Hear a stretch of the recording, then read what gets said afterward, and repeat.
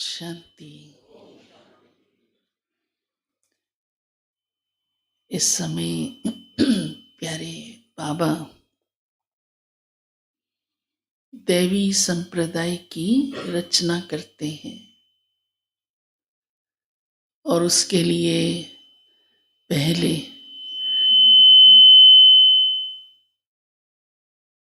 ईश्वरीय संप्रदाय की स्थापना होती है, क्योंकि जब तक ईश्वर के नहीं बने तो देवता नहीं बन सकते। देवताओं की निशानियां आज की दुनिया में भी हैं, चाहे कितनी ही तमो प्रधानता है। उनके चित्र, उनके नाम, उनकी गुण कलाएं आज भी वर्णन होती हैं, परंतु देवता रहे नहीं, क्योंकि सारी दुनिया तमो प्रधान है, पतित है। बाबा कहते हैं इस दुनिया को ग्रहण लग चुका है।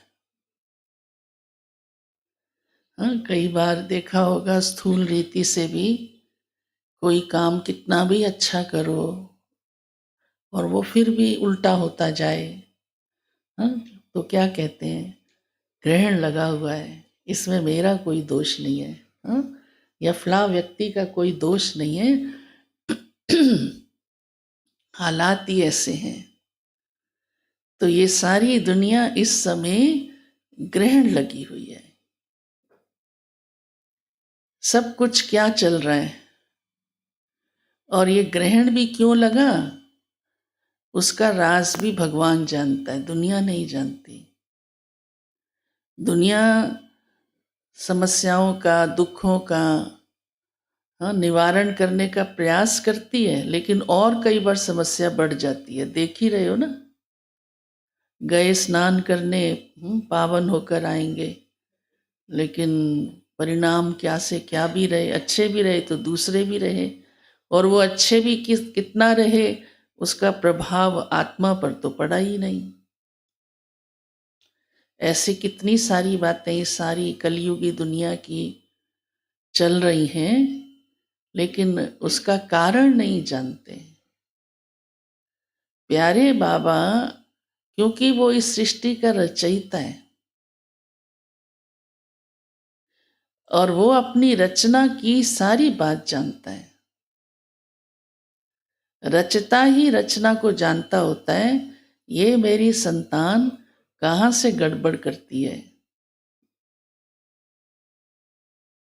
वो अलग बात है, आज लौकिक दुनिया के अंदर जानते हुए भी वो देहाभिमान के कारण शो नहीं होने देते। तो बाबा कहते हैं मैं रचना का भी ज्ञान देता हूँ आके। रचना की पहचान भी रचता के द्वारा ही होती है, क्योंकि ये भी भूल गए मैं आत्मा हूं, स्वयं को ही भूल गए, तो उसकी रचना तो हम आत्मा ही है ना। तो बाबा ने आज कहा है कि ये जो ग्रहण लगा हुआ है इस सारी दुनिया को, वो है 5 विकारों के कारण, और कोई ग्रहण नहीं है। सभी समस्याओं का जो बीज है वो है 5 विकार। जितना जितना वो बढ़ते गए उतना उतना दुख समस्या बढ़ती गई। जब कम थे, क्योंकि शुरू में तो कम ही होती है हर बिगड़ी हुई चीज, धीरे धीरे बढ़ती है। तो द्वापर में विकार आए, कम थे तो दुख कम था, विकार बढ़ गए दुख बढ़ गया, और अब तो अति है, दुख की, कष्टों की, अशांति की, समस्याओं की। तो वो ग्रहण उतारने की बाबा विधि सुनाते हैं कि बच्चे इन विकारों का दान दो। लोगों ने फिर क्या किया, विकारों का दान तो समझा ही नहीं, तो फिर जल दान, अन्न दान, कपड़ा दान, फिर सोचा और बड़ा करें तो धन दान, सोचा और बड़ा करें तो सोना चांदी दान, समझा ही नहीं। इतना सब होने के बाद भी समस्याएं घटी नहीं, बढ़ी बढ़ी। तो सबसे मूल बात है, भगवान आकर के जो दान मांगता है वो कौन सा है? विकारों का। वो गीत भी है ना भक्ति मार्ग का, तेरे द्वार खड़ा भगवान भगत भर ले रे झोली। तो वो क्या चाहिए उसको? हमारे से कुछ नहीं चाहिए।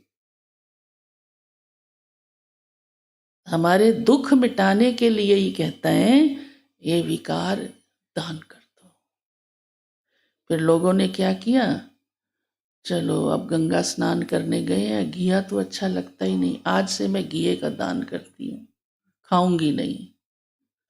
हाँ, काला कपड़ा अच्छा लगता नहीं, चलो आज से काला कपड़ा नहीं पहनेंगे, दान करते हैं। हाँ? या फलानी चीज की कमी है हमारे पास, तो थोड़ा बहुत दान करो तो शायद बढ़ जाए।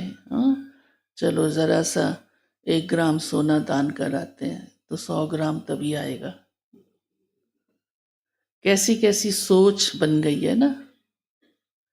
बाबा ने हमको कहा विकारों का दान करो तो दुख मिट जाएंगे। और वैसे भी जब विकारों का दान करता है मनुष्य, तो लोभ लालच मोह अहंकार वो मिटता जाता है। तो हर चीज से, हाँ, हर चीज क्या लगेगी? ये भगवान की दी हुई है, तो दान करना ही मुश्किल नहीं लगेगा। दाता का ही सब कुछ है, वो बढ़ ही जाएगा। दूसरी बात बाबा ने कहा कभी लाइफ से तंग नहीं आना है। कोई कोई अपनी जिंदगी से तंग आ जाते हैं ना, तो दुनिया में आप देख रहे हैं ना क्या करते हैं। जीना ही बेचारों का मुश्किल हो जाता है। हाँ, आत्महत्या कर लेंगे, दूसरे दूसरे कई तरीके अपना लेंगे, ड्रग्स में चले जाते हैं, डिप्रेशन में चले जाते हैं। हाँ, कई फिर लड़ाई झगड़े में चले जाते हैं, भाई झगड़ा करूं तो शायद मेरी कोई सुनवाई हो जाए, तो जिंदगी खराब हो जाती है। बाबा कहते तुम बच्चों को कभी भी अपने जीवन से तंग नहीं होना।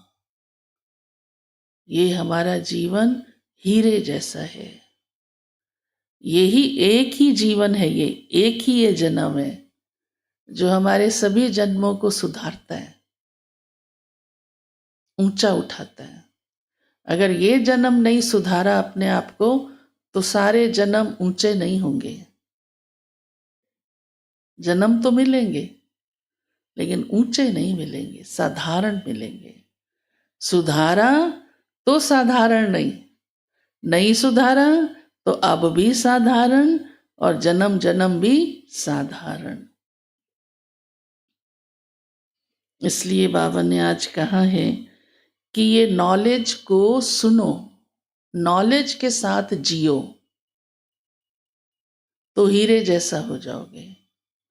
तो हेल्थ भी अच्छी हो जाएगी, हाँ, वेल्थ भी और हैप्पीनेस भी। 21 जन्म का वर्षा देता है ना बाबा हमें, हेल्थ वेल्थ हैप्पीनेस का।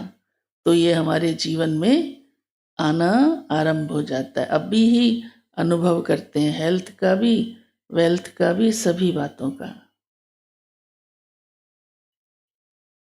तो कभी तंग नहीं होना। हाँ, कभी ख्याल भी नहीं आना चाहिए, ख्याल भी नहीं, ना अपने लिए ना किसी दूसरे के लिए। ये बहुत कड़ा है। हाँ, इसके विस्तार में जाओ तो बहुत गति खराब। अभी तो हाँ, कोई कोई को आ जाता है कभी, चलो फिर हट भी जाता है, और आना ही रॉन्ग है। और वो कदम उठा लिया है तो समझ लो वो आत्मा कितनी कमजोर है, कितनी कमजोर है। तो वो सिचुएशन ही क्यों आए, है ना। तो ये कभी ख्याल में भी किसी के नहीं आए।